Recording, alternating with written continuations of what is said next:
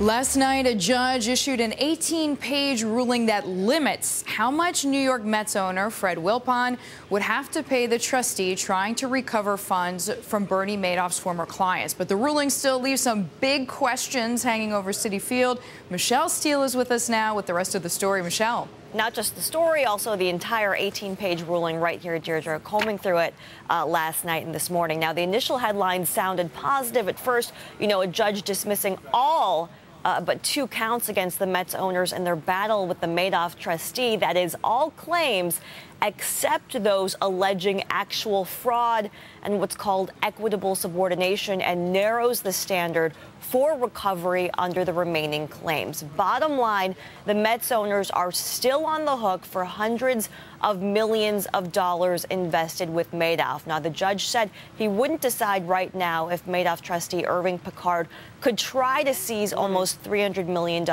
in fictitious profits made from the Mets owners' investments with Madoff, or just $83 million. That's the amount of money the Mets owners made in the last 2 years before Madoff was arrested. The decision was also not specific about the recovery of the $700 million in principal, other than saying Picard has to prove that the Mets owners, Deirdre, were willfully blind to the fraud. What that means is that they knew about the fraud, but that they ignored it. And what Picard has to do right now is prove that.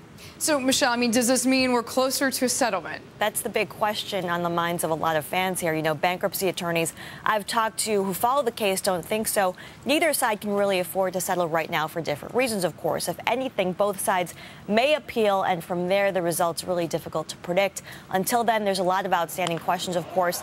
Can they pay Jose Reyes? What about other big-ticket free agents? Will they be able to hold on to the team in the long term? The judge will be speaking more to the 2 sides today and schedule further proceedings on this obviously developing story.